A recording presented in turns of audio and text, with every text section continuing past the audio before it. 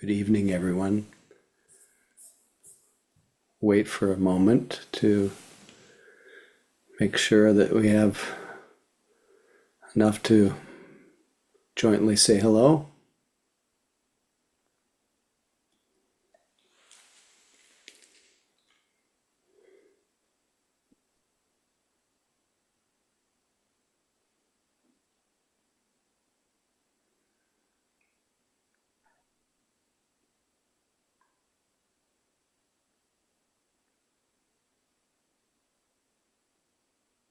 In the meantime, rest your weary minds.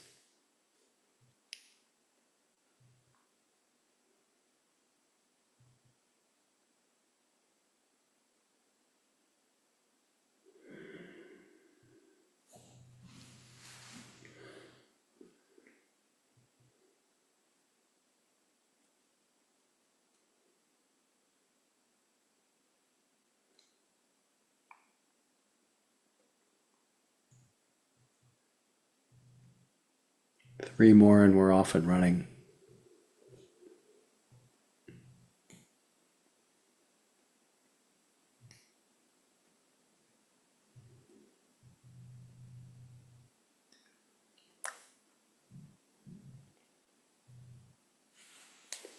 Okay, we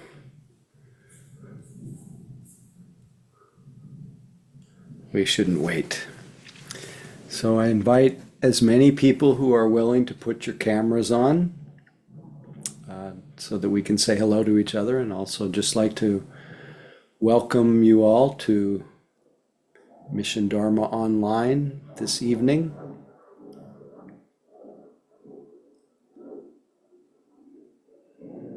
Glad to see your faces. And whenever any of you are ready, feel free to say hello to each other. Maybe say where you're calling in from so that we get the feeling of our wider living Sangha. And Hello, everyone. I'm Jim from Southwest Washington State. Hey, Jim, good to see you.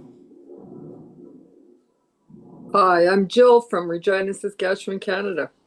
Hi, Jill. Glad you're with us, as always. Katie from San Francisco. Hey, Katie.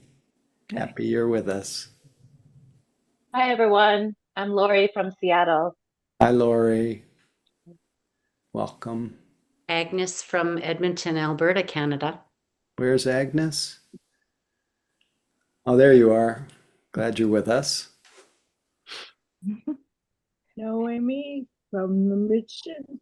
Hey, Noemi from the mission. This is why it's Mission Dharma, because of Noemi, even though our mission is Dharma.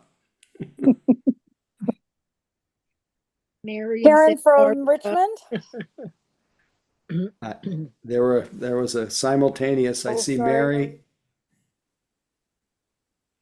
and Karen, I guess. That's me. Welcome. Thank you. Hi from Maryland. Hey, Laura. Glad you're with us. Happy to be here. And I love the double entendre name of Mission Dharma. Thank you. Hi, Jeff, San Francisco. Hey, Jeff. Welcome. Paul, San Francisco. Hey, Paul.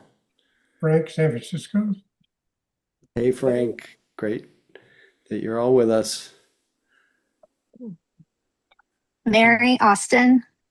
Hey, Mary. Welcome. Thank you. Glen, Palm Desert, California. Welcome, Glenn. Keith, Berkeley. Hey, Keith. Welcome. Okay. Without further ado, let's practice together.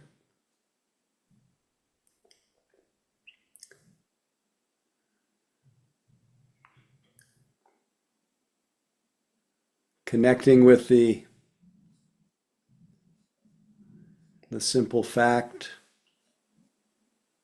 that, and mysterious fact, that you are aware and awake. Just being aware is a mystery, a miracle, gift, So delight in the simple fact that you are aware here, and let your eyes close, knowing that the sense of seclusion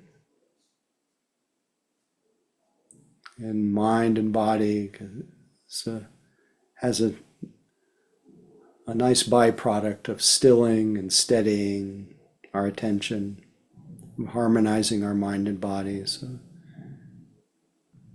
aware and feeling the body from the inside. So it's no longer a body, it's just this field of sensations like little points of feeling, or stars flickering in the evening sky of your space of awareness.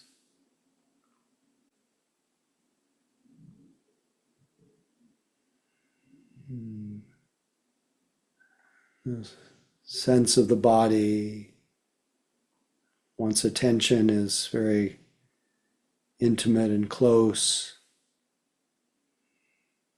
sensations of body come along with a feeling of stilling and settling.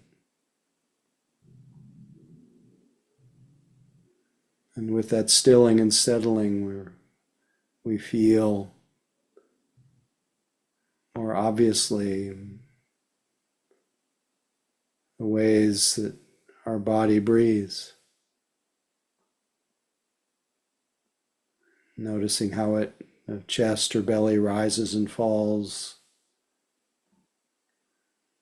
Notice how the whole body expands and contracts with each breath. Or notice the way the air blows past our upper lip through our nostrils.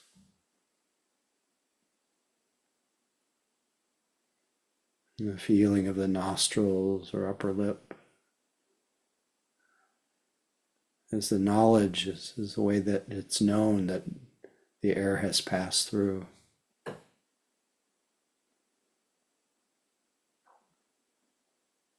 Wherever it is that the breath is felt most obviously or clearly, we let that be our home base, our anchor,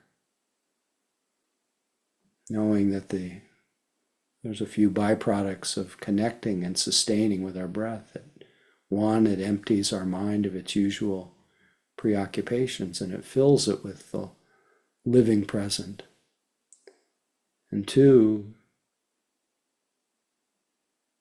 just riding the waves of breath brings with it quite naturally, without trying to make it happen, it brings naturally a calming. And with the calming, there's not just the calming of our mind, but there's also the calming of our body and its nervous system. Softening. So just let the magic of mindfulness of breathing, or mindfulness of sitting, mind and body in harmony, in the same location.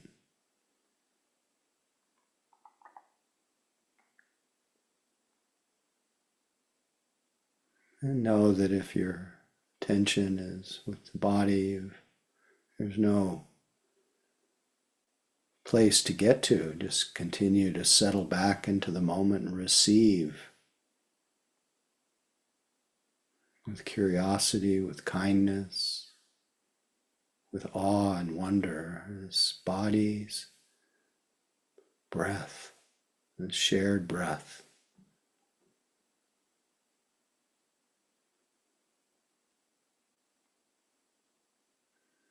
When I say receive it, it means it doesn't have to be directed or controlled. It's just something our body does according to its needs.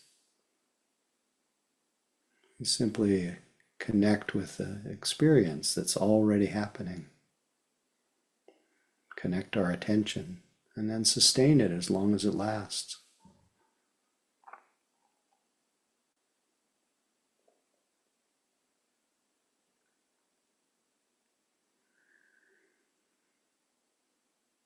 After a bit, our mind may drift off from the feeling of our body sitting and breathing. Mindfulness may go into abeyance for a moment, but then mindfulness will wake us up again. And we'll know we have been absorbed in a thought bubble, so we can celebrate that experience of mindfulness re-arising, coming back online. And then celebrate the capacity to gather our attention once again on the feeling of our body and breath, sinking into it, sticking to it, spreading out all around it, not missing any part of this miraculous, mysterious life, breath, just this breath, just this moment, just this sitting body. Nothing more happening really, except in our imagination.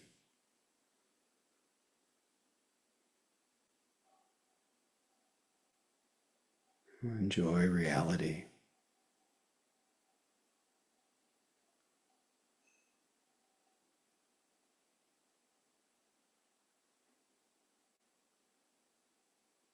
Sounds come, enjoy this mystery of hearing. Moods come, enjoy the internal weather. Pleasurable, painful, it's all changing. Enjoy the thoughts and images, appearing and disappearing like clouds blowing through a windy sky. Everything welcome in this present time space of awareness. Just this moment.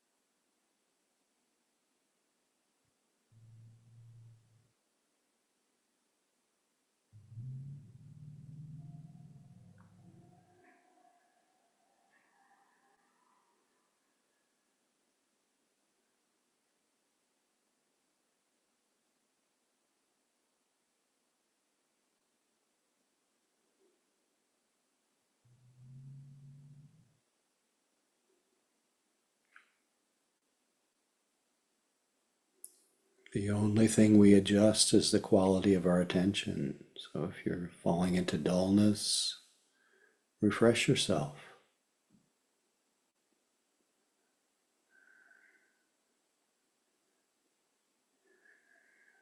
If you're straining or struggling, just notice that and relax, begin again.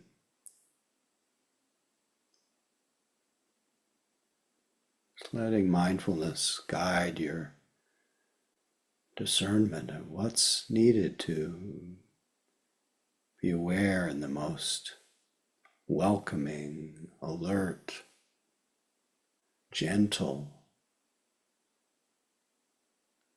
interested way. Just this moment, just this body, just this breath.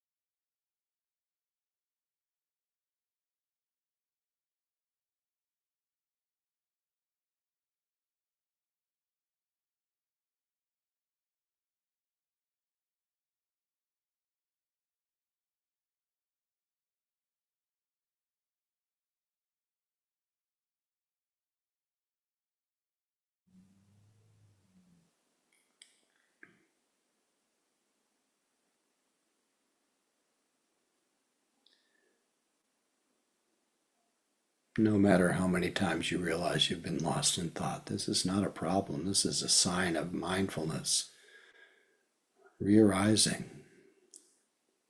Enjoy that moment of awakening, relax, and just in support of remaining as anchored to real time as you can.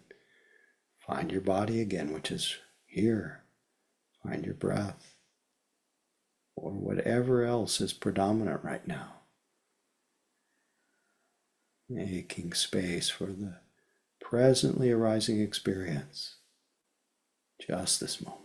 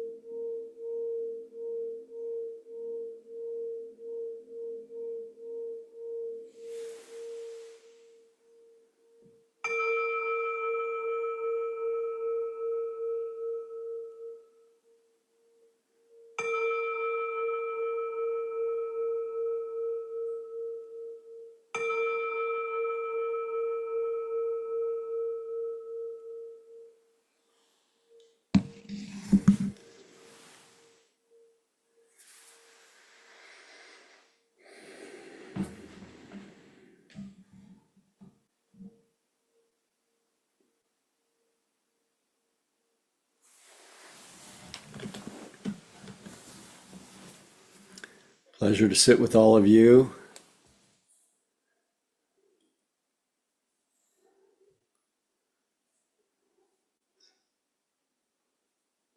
Things. Having some Zoom problems here.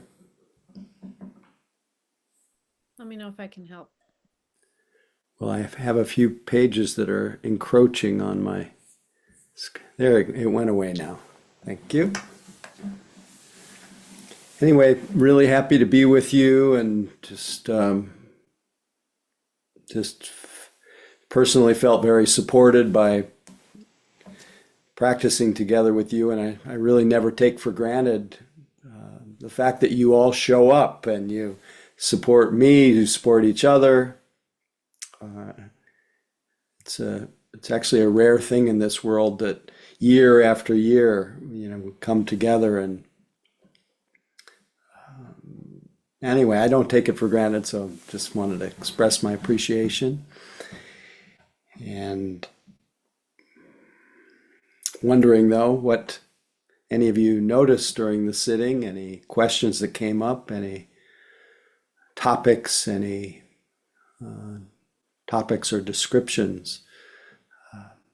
And we use the raised hand function, or if you don't have that wherewithal, just stick your hand up, and if it's, and I'll invite you to unmute.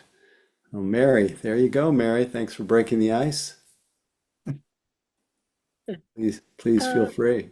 Hi, Howie. I hope this is appropriate to say, but I'm actually going next week to Austin to visit my son and grandchildren and whatnot. And I saw there was a Mary from Austin there.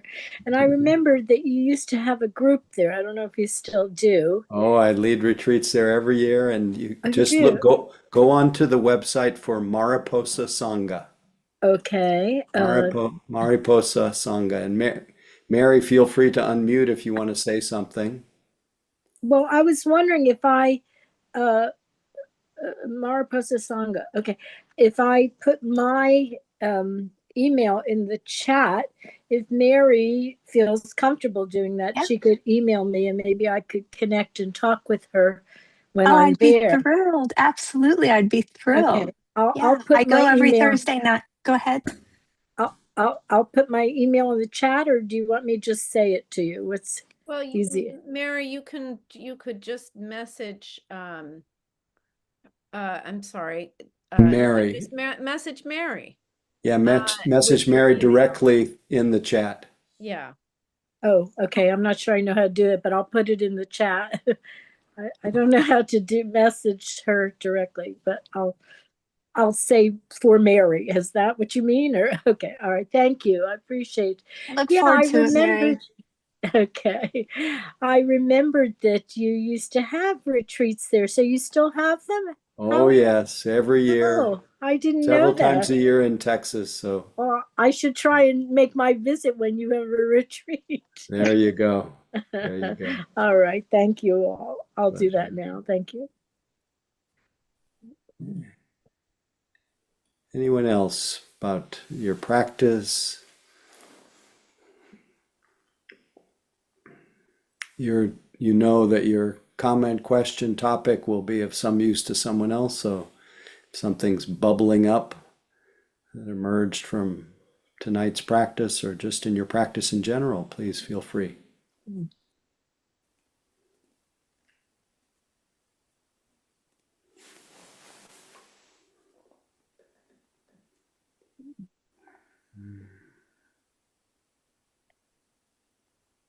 Keith, please feel free. This is just something that I noticed tonight. Just thought I'd share. So in coming back to the breath or body awareness, sort of weight of the body on the cushion, I sometimes think of it as then what was different tonight was for me seeing that or experiencing that more as like, okay, I've got this thought or this thing that's starting to turn into a plan or whatever it is. And then rather than being like, okay, I just need to like shift all of my focus over here, back to the body, was more like, oh, well, I can expand the focus and then, oh, there's the body again. And okay, now that I can feel the body, maybe I can shift a little more attention over to there. But it was a different feeling of less gripping and more like, okay, well, this is all here. A little less controlling, a little bit more making space. Making space, and in making space, I was able to not be lost in. Yeah. Then that gives you an opportunity to really notice how our mind works. Really that all that's happening is there's a body sitting here. And then all of a sudden a thought form comes, and all of a sudden the imaginary Keith starts rising, making a plan, going through time. And, nothing's really happened except a body sitting here, but mind starts creating a you in time. And so to be able to see both of those, at least they're different mind moments, but generally at the same time that's a kind of insight knowledge into how we create ourselves moment to moment. So great noticing. And great that there was a sense of being able to just allow things to be noticed and not have to do so much directing and controlling or redirecting. Often that ability to be able to make space for both body and whatever other mental formation is made easier because of all the time that you have spent redirecting your attention, putting your mind in your body. That action it's called vitaka, of gathering, and vichara, sustaining. That's what creates the conditions for calm and stillness and a sense of intense presence. So it's not one or the other. It's okay. So one of the pieces that I was noticing here was not necessarily that I was always aware of the breath and these other things came up. No, I mean, you go off to whatever it is and then you come back and you keep coming back. But that somehow that coming back was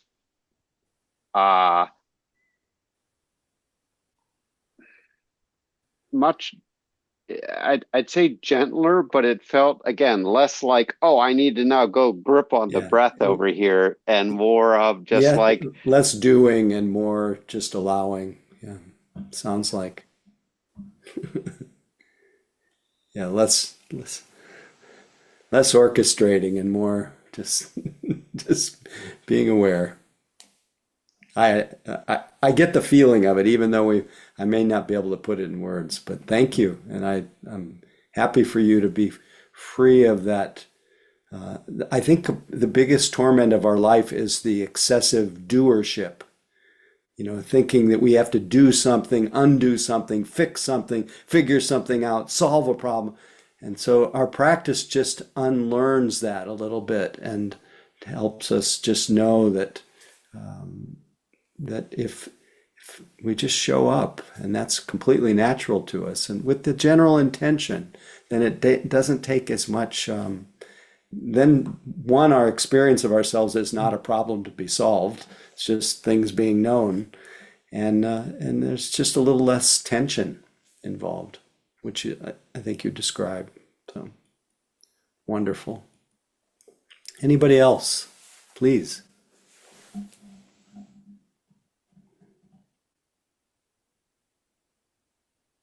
Jeffrey, please unmute. Yeah, Unless you already. Your guidance for me, probably for all of us, is fantastic. I would be lost without your guidance against that me that's jumping all over the place trying to take charge. Jesus, You know, Well, so if any moment that is noticed, that's mindfulness. And so don't make I, me into a problem. Make it just something to be noticed as part of the display of the mind. It's just the conditions, habit. thanks. And while you're lost in I, me, mine, there's nothing that can be done until mindfulness rises up to notice that. So there's really no problem there. Just keep encouraging noticing. Helps a lot. Thank you. Pleasure. Thank Really. you. Thanks for your presence every week.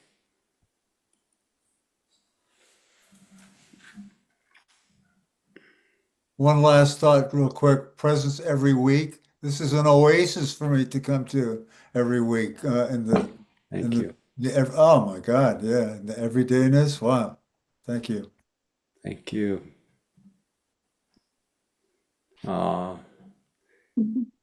Anything that stimulates the heart bubbles popping. Thank you. So can you see my hand up, Howie? I could not, but I hear you now, and so I'm through. Oh yeah, I do see the virtual hand, but go ahead, Maureen. I Glad to just hear felt from you. like Keith was just saying exactly what I experienced tonight for the first time. I think you were transmitting something very beautiful in our sitting tonight. Thank you. I just felt so unstressed as I moved back and forth between away from my breath to my little stories and then just back into being aware. It was wonderful. Thank you. Great. Happy for you to Yeah, very good. a little less stress. Yeah, that little transition point where mindfulness does come back online. If it can be done without the personalizing of having wandered and then the judgment and then the tension and then the tearing the attention to the anchor, if it can be done, it can be really graceful. And I think the more we practice, the more we see that whole process is not as personal. It's just conditions. Sometimes mindfulness shows up, sometimes it doesn't. And when it shows up, we try to enjoy it and try to support it a little more by having it in the same place as our body, which is, obviously why we do that is because it's here. Our body is here. And when our attention is in our body, we tend to feel a little bit more harmonious. Anyway, so thanks. Glad you enjoyed. Okay. So let's just pause for a moment. I don't mean a bathroom break, but just a little space. I have a topic that I often don't center the evening around, but and it is the topic of virtue. And first, I'll give you a little backstory. I had the great good fortune of leading a retreat at the Garchen Buddhist Institute up in the mountains in Arizona, this central Arizona, northern Arizona, this last weekend. And the place itself, the nature is absolutely extraordinary, just vast, long views and beautiful vistas of layered mountains and plains and beautiful vegetation, and it completely off the grid. So it's very, very silent, very quiet, away from the noise pollution, away from the light pollution as well. But what was more interesting to me was that this Tibetan retreat center is such a beautiful mingling of the culture of Tibetan Buddhism with this vast expanse. And the culture of Tibetan Buddhism, at least at this place, under the guidance of an extraordinary Lama or Rinpoche called Garchen. In fact, I would encourage you all to go to the Garchen Buddhist Institute website, and there is a documentary about Garchen Rinpoche. And I had the good fortune of meeting him last year. I've been leading retreats there for 20 years, and I had never met him until last year. And when I went to meet him last year, I don't think I'd ever been bowled over by so much love before. He was giving me trinkets and just saying that may all beings have happiness, and the cause of happiness, and the cause of happiness is love. But so he just radiates compassion and loving kindness. But you can also feel that love in the place, and you can see how well loved it is, how much care is taken, how much care was taken in the way that the staff of Garchen Institute interacted with the people. We rent the place. It's the Insight Meditation Community of Prescott, and it draws from people in Phoenix and the Valley, and also from Flagstaff and Prescott, very strong sanghas. And so we interact with them, and there you could just feel their virtue, their kindness, their care, their skillfulness in the way that they dealt with us. Consequently, it created such a safe condition. And I know that our tradition is, what makes it in some ways, for many people, a very safe place is it is grounded in virtue. It's grounded in establishing in oneself and in the community itself a commitment to harmlessness, to being very careful in our speech, very careful in our thoughts, very careful in our actions. And there are communities that aren't so grounded in ethics and morality and care in speech. Traditionally, speech is kind, useful, harmonious, for the benefit, truthful. Did I say that? Useful, truthful. But it's not always the case in some communities. And in my own life and practice, in meeting with people, I've often been someone that people will disclose how they may have been harmed in other communities by other people's bodies, speech, and mind. So I was really touched by that. And then I stumbled on a sutra in a book that I often refer to, and it's just a book of the numbered sutras of the Buddha. It's called the Anguttara Nikaya. And in that, there was in the chapter of tens, there's a chapter of ones, the numbered sutta, there's a chapter of ones, the chapter of two. One of the suttas I often share on Tuesday night is this from the book of ones. There's one thing, O monks, that leads to calm, to focus, to a pleasant dwelling in this life, to the abandonment of the causes of suffering, to the heart's release, to the awakening of vision and knowledge and liberation. What's that one thing? Mindfulness directed to the body. And that's why, every week we start with mindfulness directed to the body. But this is from the chapter of tens. And I'm not sure that I will list 10 things, but I did start doing a little perusal of other sources about virtue. And virtue is often, I'll just give a little background, virtue is often kind of relegated to the first section of the Noble Eightfold Path, which is wise action that includes wise livelihood, wise speech, wise wise action, wise speech.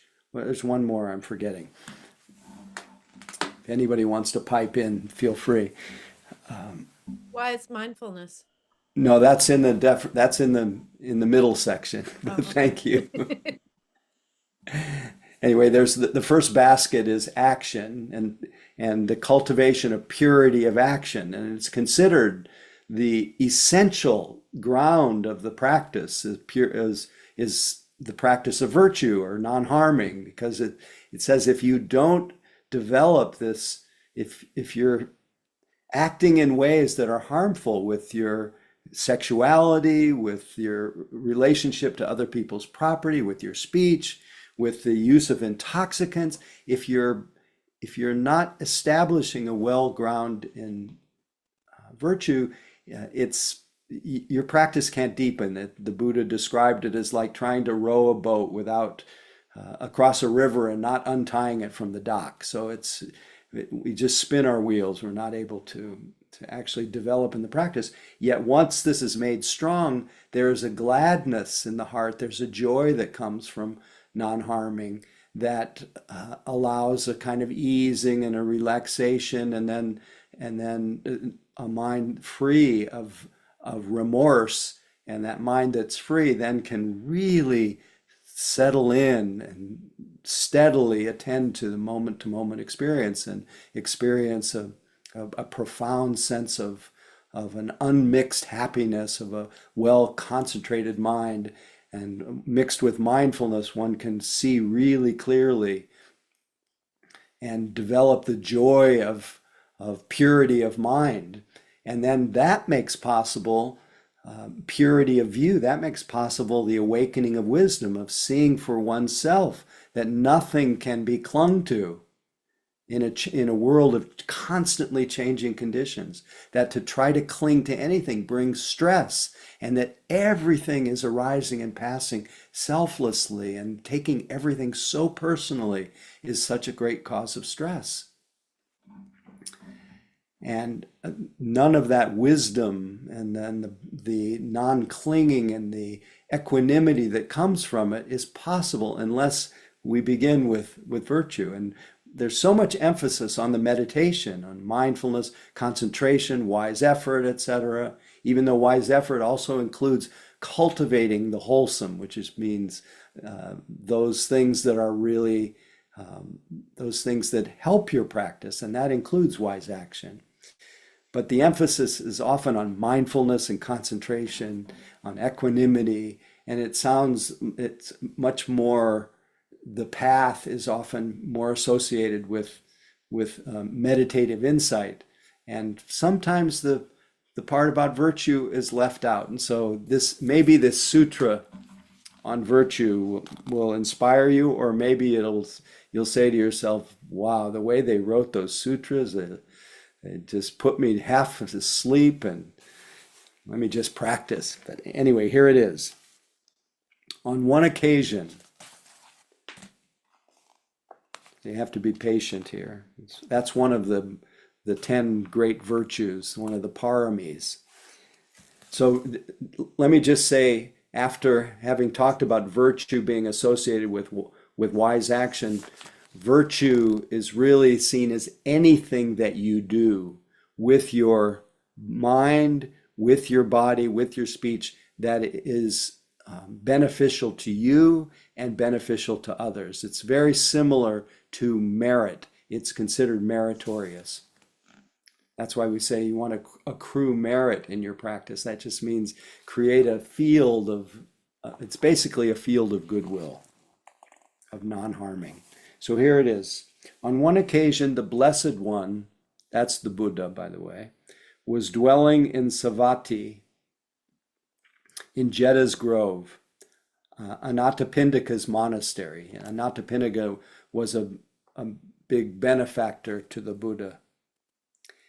At the time, the Venerable Ananda, who is the Buddha's cousin and chief attendant, approached the Blessed One, paid homage to him, and asked, What, Lord Buddha, is the benefit of virtuous ways of conduct? What is their reward? Non-remorse, Ananda, is the benefit and reward of virtuous ways of conduct. And what, Lord, is the benefit and reward of non-remorse? Gladness, Ananda. And what is the benefit and reward of gladness? Joy.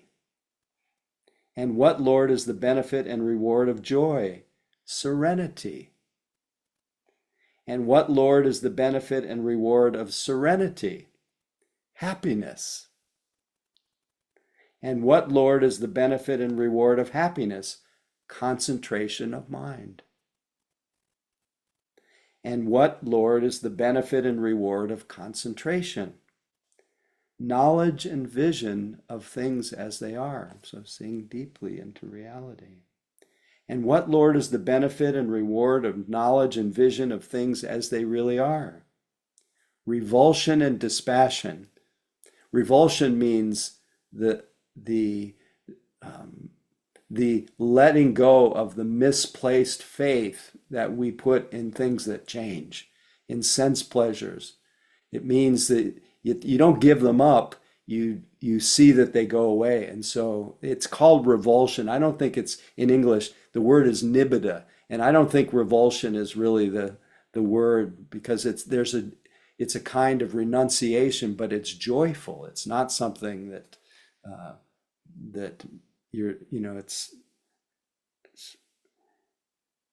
it's been translated as revulsion, disgust, but I think something's lost in translation anyway. And what, Lord, is the benefit and reward of revulsion and dispassion? Dispassion means you're unstuck, not so bound up in the. So what's the benefit of that? The knowledge and vision of liberation, freed of that dependency on the wheel of sense pleasures that keeps us in a constant state of chronic dissatisfaction. Again, I'm editorializing here. Hence, Ananda, virtuous ways of conduct have non-remorse as their benefit and benefit and reward. Non-remorse has gladness as its benefit and reward. Gladness has joy as its benefit and reward. Joy has serenity as its benefit and reward. Serenity has happiness as its benefit and reward. Happiness has concentration as its benefit and reward. Concentration has knowledge and vision of things as they are as its benefit and reward. Knowledge and vision of things as they are has revulsion and dispassion as its benefit and reward. Revulsion and dispassion have the knowledge and vision of liberation as benefit of reward. In this way, Ananda, virtuous ways of conduct lead step by step to the highest. So there's another part to this, but that's enough for tonight.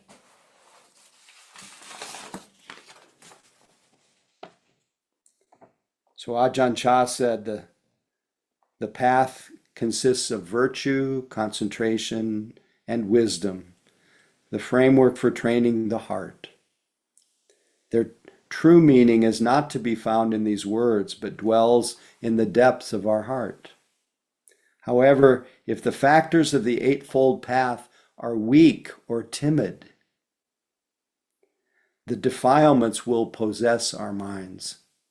So we get much more easily carried away, swept in the crowd of ill will, blaming, the crowd of the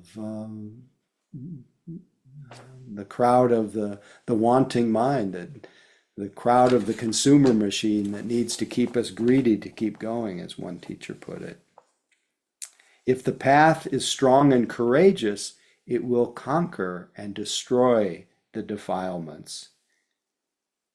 If it's the defilements that are powerful and brave, while the path is feeble and frail, the defilements conquer our hearts.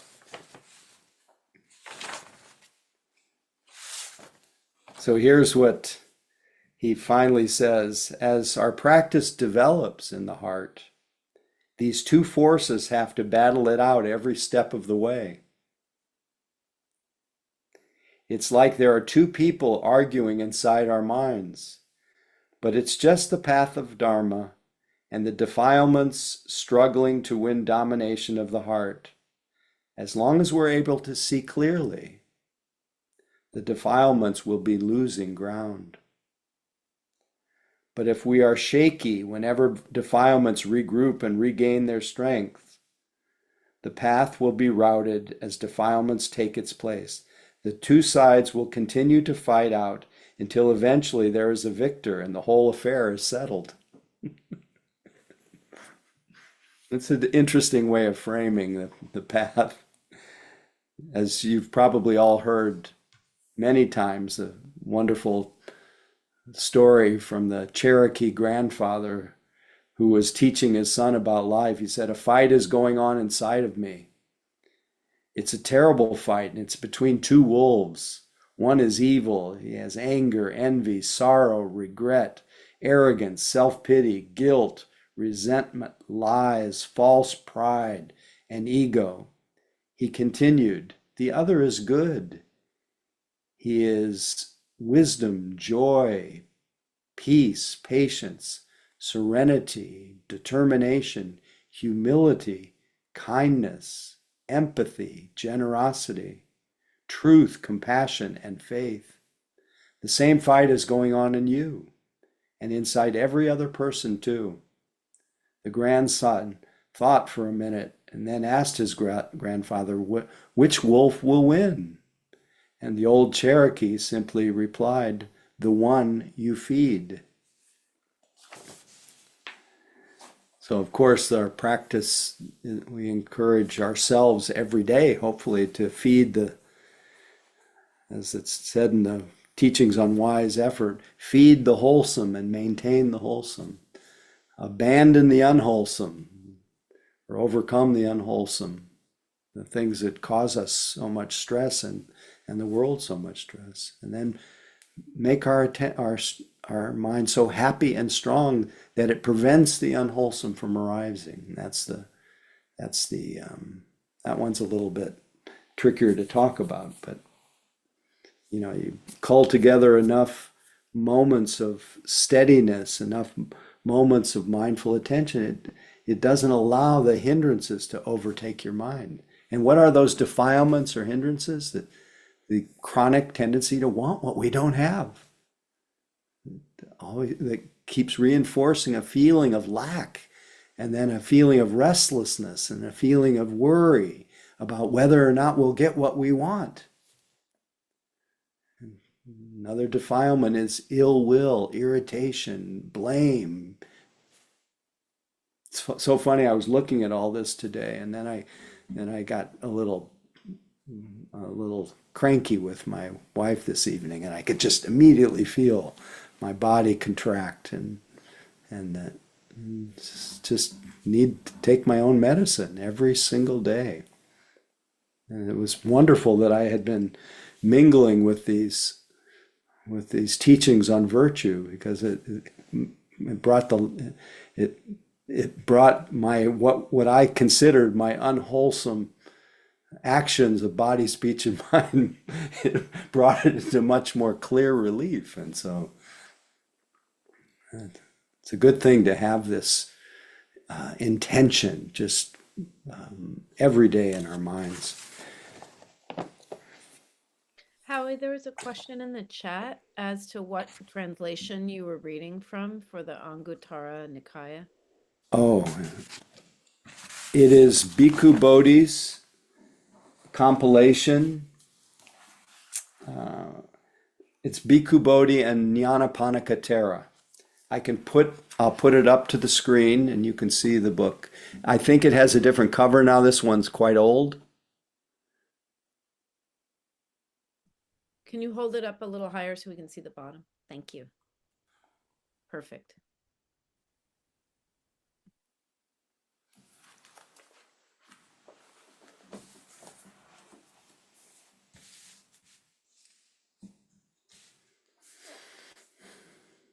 So I often read this passage from the poet Rumi, and in my own mind as I share it, it always, for me, points to the inherent openness and spaciousness of mind, the mind essence, which is empty and clear and responsive.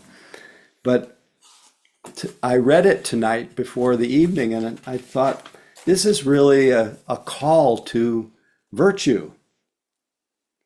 And it starts by saying, why do you stay in prison when the door is so wide open? Move outside the tangle of fear thinking, live in silence, flow down and down and down in ever widening rings of being. So this wonderful openness of heart, openness of mind, it is, why do we stay in prison? We stay in prison because we act in ways that keep us locked into remorse, keep us locked into guilt, keep us locked into the repetition in our mind of past actions, regrets. And so the door is wide open, and it's a matter of inclining our mind, what we do with our mind, our body, and our thoughts, inclining toward non-harming in whatever way we can. But I also wanted to remind you that the inclining toward the wholesome and the virtuous is not just how we relate to each other, but it's also the mind training. It's considered virtuous to cultivate the 7 factors of enlightenment. You know, the 3 active factors of enlightenment: investigation and energy and effort, and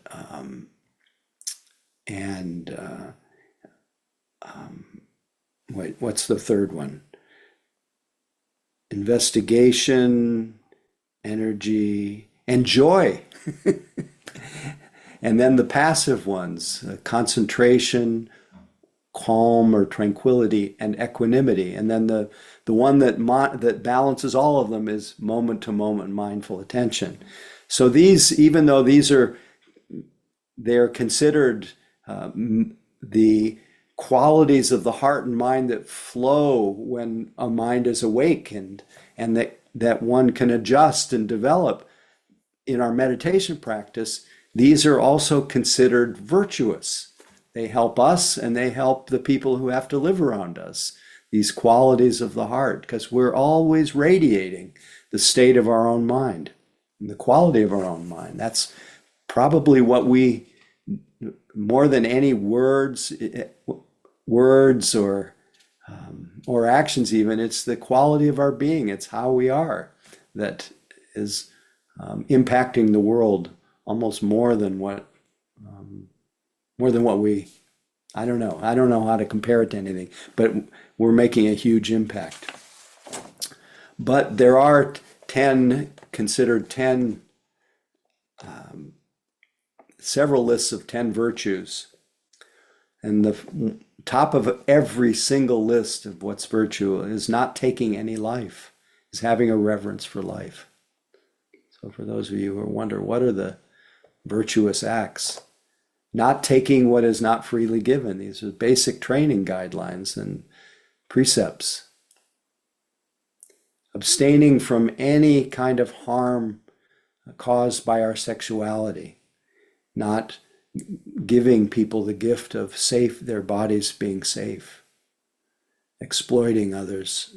And you know, it's all over the news every day. The horror of breaking this training guideline, this precept. Speaking truthfully, this is also all over the news. Liars and cheats, over and over. Never in my whole lifetime has corruption been so transparent, so in the foreground. Not engaging in divisive speech. our politicians are the poster children of non-virtue. It's shocking. And of course, anyone with a caring heart's going to feel it right now and be outraged, but we can't practice outrage.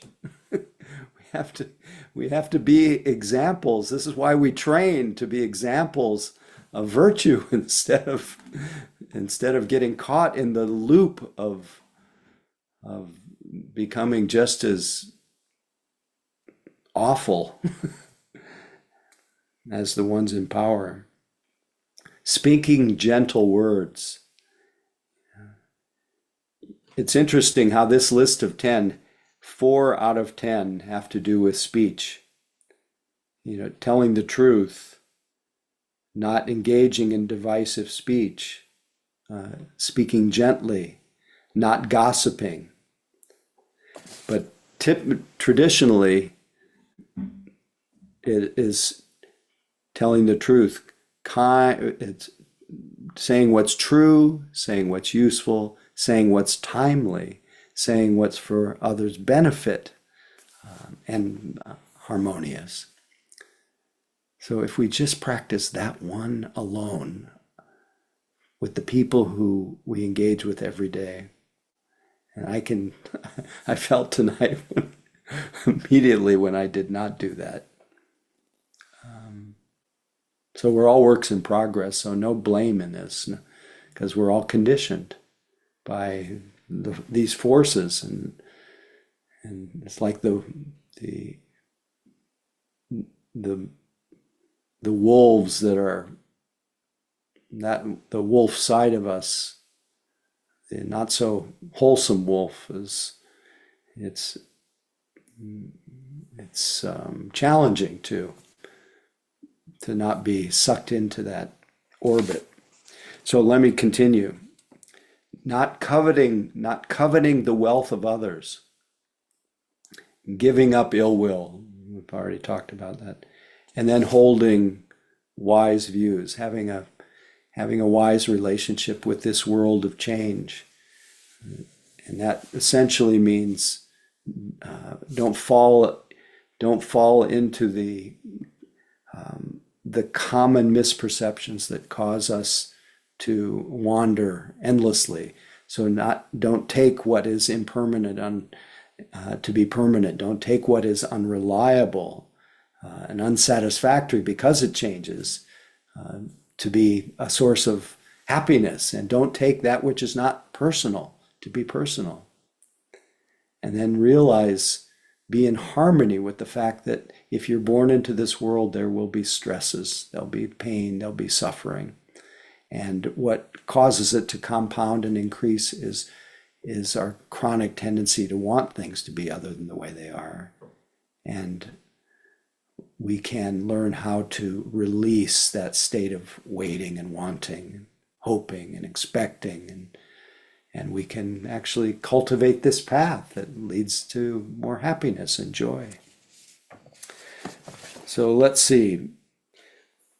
For those of you who are list makers, there are 3 bodily perfections of virtue.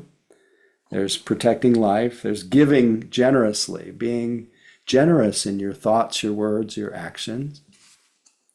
Maintaining discipline. So really, if you have these intentions, that you follow them through. Speech, telling the truth. Reconciling disputes whenever you can. Pleasant speech, meaningful speech.